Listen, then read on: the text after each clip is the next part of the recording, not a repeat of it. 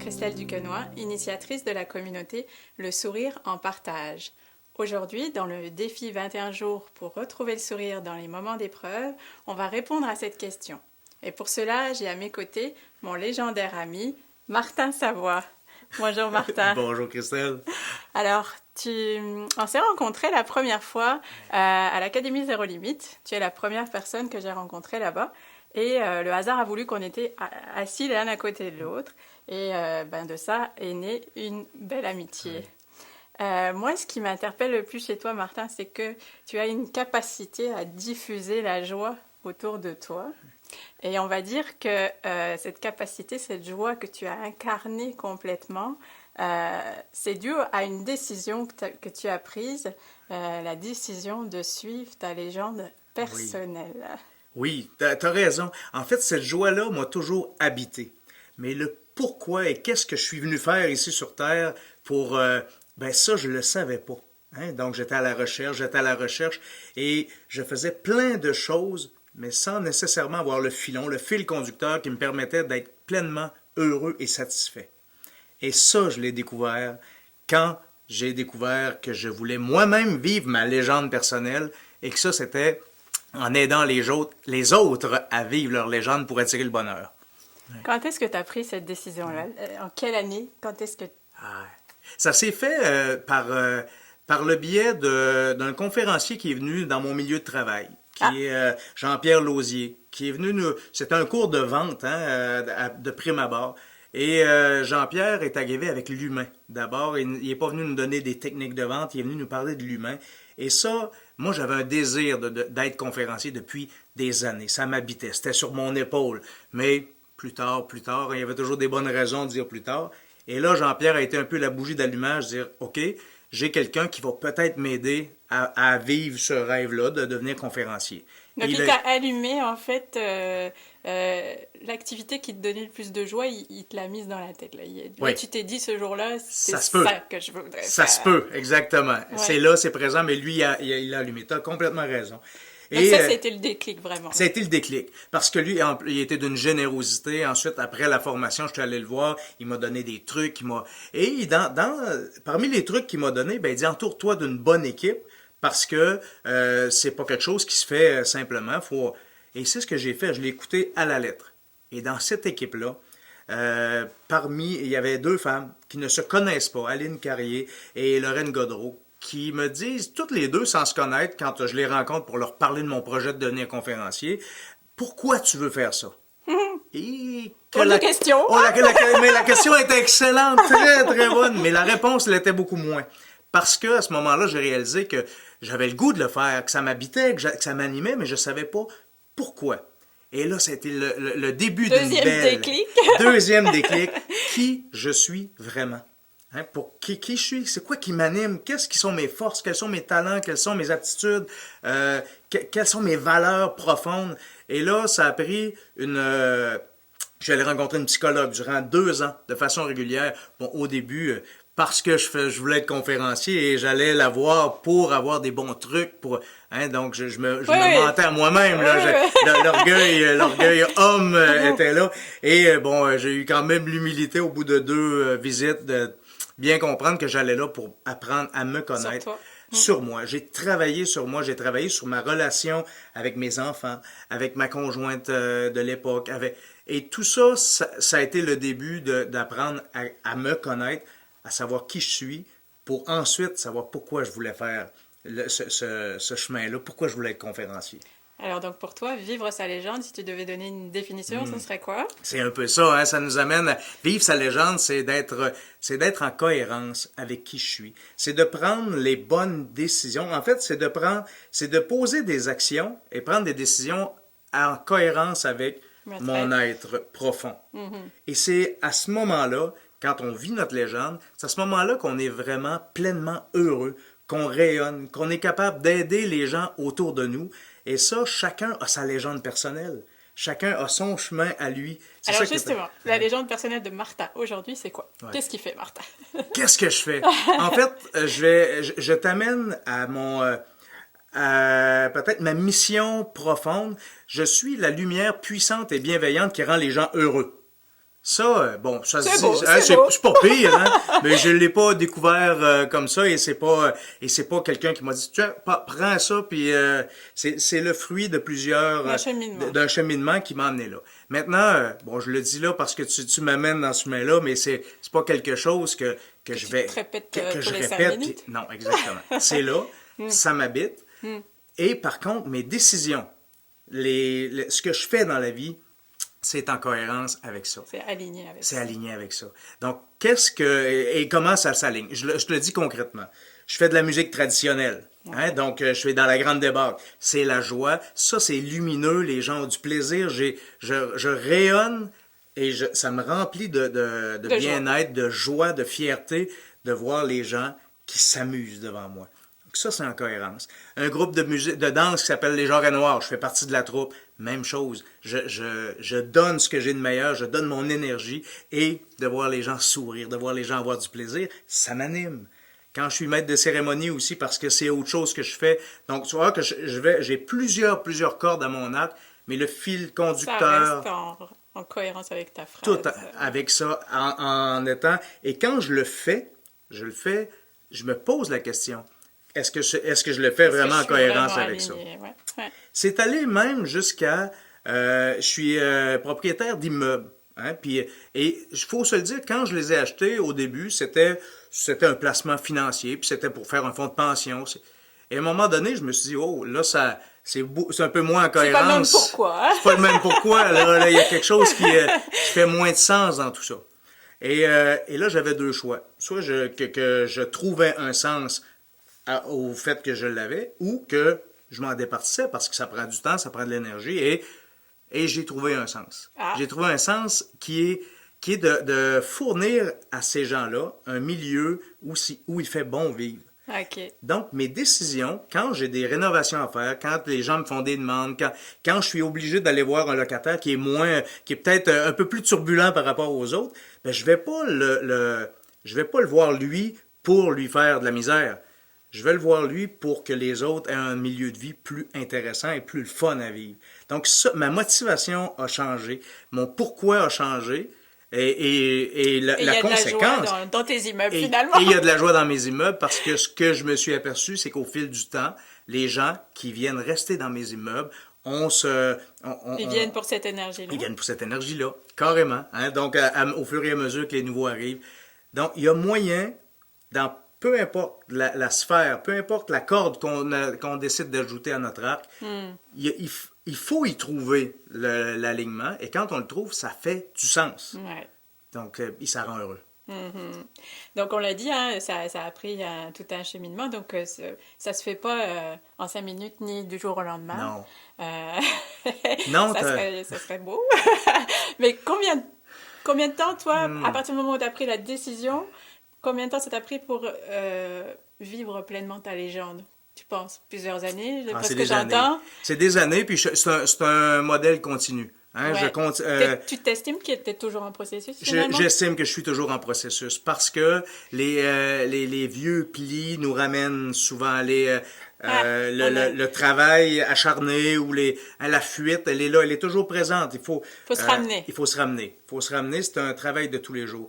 Si je te disais qu'au début de ma démarche, on me disait, un coucher de soleil, c'est beau. La nature, les oiseaux, c'est extraordinaire. Je le croyais, mais je le ressentais pas.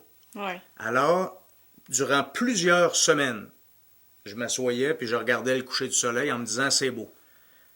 Fallait que j'essaye de me croire. Parce que oui, c'était beau, mais c'était pas trippant pour moi, là. C'était un peu même une perte de temps parce que j'avais d'autres choses à faire. Puis, non, il y a quelque chose là-dedans, puis il y a trop de monde qui trouve ça extraordinaire pour que ça le soit pas. Donc, je me suis entraîné à trouver ça beau. Je me suis entraîné à t'émerveiller. En fait, à m'émerveiller, à prendre le temps.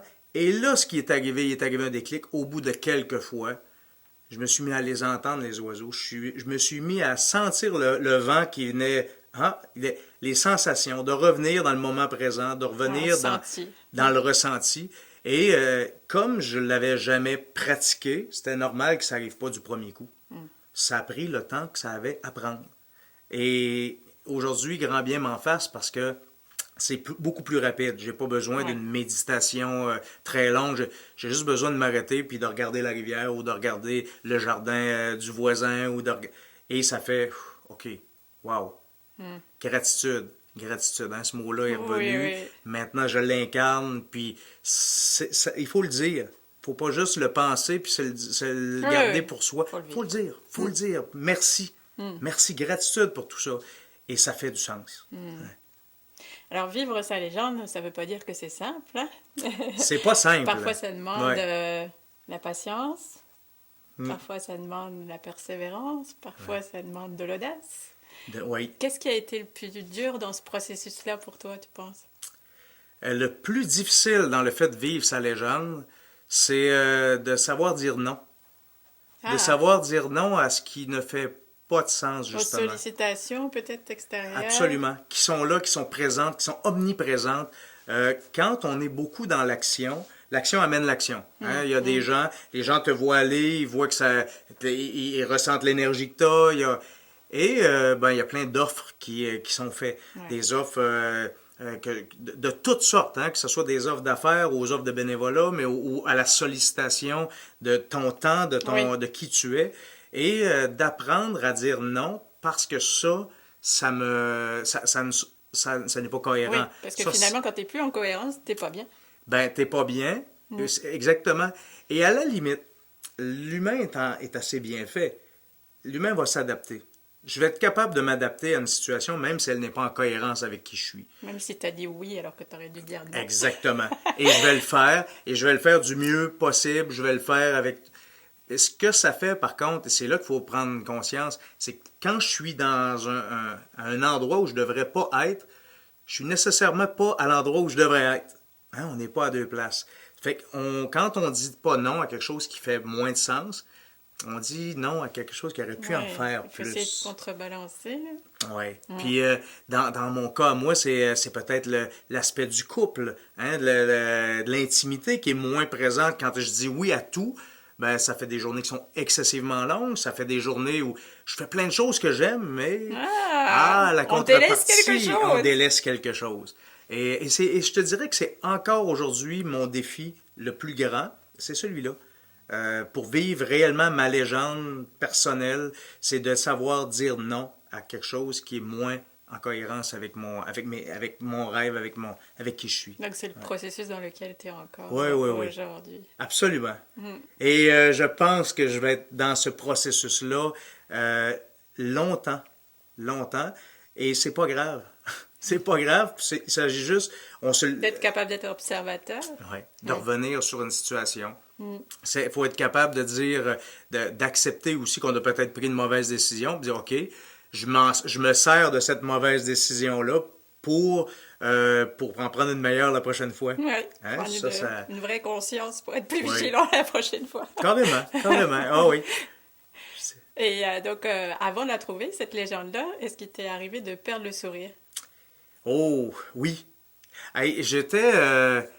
durant les premières années de ma vie, aller jusqu'à cette prise de conscience-là, le fait d'être dans l'action, dans la fuite, dans le go, ça amène nécessairement une fatigue, ça amène un épuisement parce que ça nourrit pas. Ça ne fait, on donne. Mm-hmm.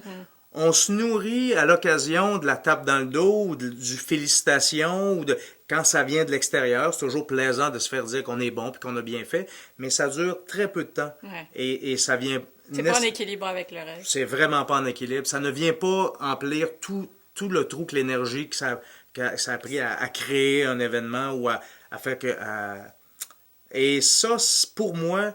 Oui, ça a enlevé le sourire parce que dans les premières années, j'avais un centre équestre, qui était une entreprise avec avec ma femme, du temps, la mère de mes enfants, où on mettait énormément de temps dans cette entreprise-là et c'est venu prendre tout le temps. Mm-hmm. Mais tout le temps, donc il n'y avait plus de temps pour le couple, il n'y avait plus... Le résultat, on le connaît aujourd'hui. Si je dis que c'est qu'il y en a, donc ce n'est plus elle qui est dans ma vie aujourd'hui. Mais... ce que ça a créé, c'était même de la colère. Ça m'est arrivé parce que en colère contre moi, en colère contre les autres, en étant... Si, je pense que si tu vas parler à des gens qui m'ont connu à ce moment-là de ma vie et qui ne m'ont pas revu, puis qui me voient aujourd'hui, ou qui me voient pas, puis que tu leur parles de moi, ils vont dire que j'étais bougonneux. Ils vont dire que j'étais Oh non! colérique. Je peux pas croire ça, moi! Ils vont le dire et ils auront raison de le dire. C'était parce que j'en avais pas de plaisir. Ok. Tout était une corvée, tout était lourd. Il y avait pas c'était pas en cohérence. Je le faisais pas pour les bonnes raisons. Hein, j'avais déjà la musique, j'avais mon emploi, et ça venait rajouter par-dessus. Et, bon, comble de tout, c'était dans le domaine des chevaux. Ceux qui connaissent ce domaine-là savent très bien que pour devenir millionnaire avec les chevaux, il faut commencer milliardaire. Faut acheter un étalon. Ouais, aussi, peut-être. Mais donc, c'était difficile financièrement. Il y avait plein de stress, en fait, Il y avait plein de sphères qui étaient pas en équilibre. qui étaient vraiment pas en équilibre. Et notre couple n'était pas en équilibre d'aucune façon. Hein, on a eu des enfants au travers de ça. Et je me vois encore aujourd'hui, quand ma mère, qui demeurait pas loin chez nous, bon, ils prenaient une marche, on se dépêchait de leur donner les enfants pour partir à la marche, pour continuer de travailler, puis avoir un peu de temps. C'était une vie qui avait pas de sens. Ouais, vous étiez complètement absorbé. Ouais. Là. Donc, quand ça n'a pas de sens, oui, le sourire disparaît. Disparaît. Il n'est pas là. Et le sourire peut être présent dans ta figure, mais Oui. en arrière, il était... Là, il y a rien. Il n'y a rien. Il y a rien. C'était difficile. Puis comme je te dis, même des sautes de colère, qui étaient... Martin le Bougonneux. peut-être. Martin Bougonneux. Ça Imagine! Imagine! Donc, on va dire que pour le retrouver, ce sourire, finalement, tu t'es rapproché de toi, de ton être et puis de ton authenticité. Oui. Ça a été la clé. Exactement. Ça a été la clé. Ça a été la clé. Et Et puis pour me rapprocher de moi, je te dirais que la prémisse de cette clé-là, c'est d'apprendre à savoir qui je suis. oui, ben oui. Ça a été la Tu base. peux pas te rapprocher de toi si tu sais pas Si qui je ne tu sais es. pas. Et Christelle, une des plus grandes choses que j'ai réalisées au fil du temps, avant de commencer à me questionner, c'est que dans toute ma vie, je m'étais jamais arrêté de poser la question qui je suis. J'étais dans un mode de convention. J'ai fait les choses pour les autres. J'étais allé aux études pour les autres. J'ai eu un travail parce que c'était comme ça dans la société. La scène m'attirait. J'aurais été un artiste, j'aurais été un chanteur, un conteur. Et là, ça revient de toute façon aujourd'hui. Mais à ce moment-là, les conventions me disaient, ben non, tu es un beauceron, tu travailles, tu as besoin d'un emploi stable, va faire... Je suis allé en agriculture. Je regrette pas ça. Ça m'a ouvert d'autres portes. Mais durant des années, le fait de ne pas me connaître, de ne pas à côté de toi. J'étais à côté de moi. Ah, c'est une belle... Et moi, je dis que je survolais ma vie. Ouais. J'avais l'impression de faire les choses en attendant, puis je m'incarnais pas complètement. Mais Donc, c'est une belle façon de le dire. Si tu avais 3 conseils à donner pour aider les gens à trouver leur légende, ce seraient lesquels? 3 conseils pour aider à trouver sa légende personnelle. Ou 1 ou 2, en fonction Ouais, de ce ouais. qui Ben, te vient. commençons déjà à voir comment on réagit face aux situations ou face aux gens. La meilleure façon d'apprendre à se connaître, qui on est, c'est de prendre le temps de voir pourquoi une telle situation est choquante pour moi, ou pourquoi ça me fait plaisir, pourquoi ça me rend Quelle heureux. émotion ça me fait Quelle émotion? vivre? Exactement. Et ça, bon, l'effet miroir, ou peu importe comment on va l'appeler, c'est une excellente porte d'entrée pour apprendre à se connaître. Ça, je dirais que c'est le premier conseil que je donnerais aux gens, de voir comment on... D'être observateur aussi, finalement. D'être observateur. Première chose, être observateur de ce qu'on aime, ce qu'on n'aime pas, ce qui nous fait plaisir, ce qui nous rend triste, ce qui nous... Et d'accepter. Vibrer ou pas. Exactement. Mais tu sais, de dire faire vibrer, aujourd'hui, je suis capable de dire ce qu'il y en est, parce que les vibrations... Mais tu m'aurais parlé... Cérébral pur. Qu'est-ce qu'elle raconte? C'est quoi ces histoires de vibrations-là? Puis tu sais, les petites voix, puis écoute ton intuition, hey. Je peux bien l'écouter, mais elle me parle pas assez fort. Tu sais, ça ne se fait pas. Quand je te disais tantôt que je me suis entraîné à trouver le coucher ou un lever de soleil beau, ben, il faut aussi s'entraîner à écouter puis à accepter qu'on n'entend rien. Oui. OK, ouais. Il m'a dit, tu sais, le gars, il avait de l'air intéressant, mais j'entends rien. C'est quoi cette affaire-là? Accepter ça. Et tranquillement, les situations... Et le laisser venir aussi, Pas chercher à le faire venir. Ouais. Non, on peut pas tirer sur sur ces perceptions-là. Donc ça serait le Conseil. premier grand conseil, d'apprendre à observer qu'est-ce qu'il y a autour. Le deuxième, il y a tellement de formations, d'ateliers, de toutes sortes de choses qui nous permettent d'apprendre à mieux se connaître. Choisissez un qui cadre avec vous, qui vous parle, et allez-y. Allez-y en toute confiance. Allez-y en toute ouverture. Puis vous ferez le pas que vous avez à faire. Ça, Le pire qui puisse vous arriver, c'est de vous connaître davantage. le pire, c'est qu'on se connaisse davantage. Exactement. J'avais Aline Carrier qui me disait un jour, elle dit, quand tu vas avoir commencé à ressentir tout ça, l'espace, tout ce que ça prend dans toi, ça devient une quête que tu n'as plus le goût d'arrêter. Et elle avait complètement raison. Ouais. Parce que quand on ne le sait pas, il y a des gens qui peuvent passer à côté de leur vie, toute leur vie, sans nécessairement se questionner, sans se poser de questions, et ils vont faire leur vie. Et ils peuvent le vivre bien. On va dire bien. Ouais, pas le mieux possible, mais bien. Exactement. Hein? Puis ils vont arriver peut-être avec en bout de piste, à la fin de leur légende. Quelques regrets. Avec plus de regrets que d'accomplissements. Mais ça se peut vivre sa vie comme ça. Mais à partir du moment où on commence à se questionner, on commence à prendre ces ateliers-là, à se former, à discuter réellement avec des gens, à s'ouvrir à des nouvelles réalités. Le pragmatique puis le cérébral que tu vois devant toi, qui finalement est devenu un homme plus de cœur, puis les premières fois que j'ai été je dis ça, première fois que j'ai été en contact avec les anges, t'étais là. C'est drôle, hein? C'est drôle que tu me fais. Je le vois, en le disant, je te vois. Et c'était quand on a rencontré Marie-Hélène Rizzi. Ouais. Puis qui m'est arrivé avec plein de choses. Elle me disait que mes anges lui parlaient. Hey, quand la première fois qu'elle m'a dit ça, oh là là! J'étais pas certain là, de ce qui était en train de se passer, mais ce qui a été dit à ce moment-là, toutes les réalités qui m'ont été transmises, alors que c'était impossible, vraiment impossible que cette femme-là, que Marie-Hélène, sache qu'est-ce qu'elle me disait. C'est venu me... Chercher pas mal. Absolument. Et c'est venu m'ouvrir, par contre. Donc, c'est ça que j'aurais le goût de dire aux gens. Le deuxième grand point, c'est de prendre des formations et d'avoir cette ouverture-là, d'accepter que tout n'est pas scientifique, conforme et tangible. Qu'il y a quelque chose peut-être autre. Et ça va aider aussi à vivre sa légende. OK. Y a-t-il un troisième conseil? Non, Restons, c'est déjà très beau ce que t'as donné. Restons étudiants toute notre vie. Là. Restons à l'écoute de ce qui se passe. Puis ça... Puis écoute, concrètement, ceux qui ont le goût de vivre leur légende, il y a des ateliers des 4 héros que moi j'ai. Oui. On va y revenir peut-être tantôt, mais moi ça a été quelque chose qui m'a aidé aussi à faire un pas vers la réalisation de qui je suis. D'accord. Alors, selon toi, si on se met de côté dans la vie, est-ce qu'on peut trouver le sourire? Oh, si on se met de côté. Ça veut dire si on suit pas sa légende? Ouais. Est-ce qu'on peut le trouver? Je pense qu'on peut trouver des petits plaisirs, mais le bonheur, le sourire permanent, le vrai sourire qui fait du bien, il sera pas là. Ouais. Hein, il va avoir...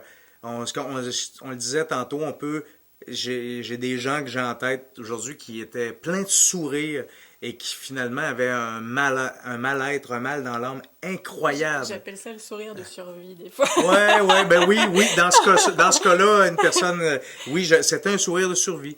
Et donc oui, c'est possible d'avoir un sourire, mais Oui.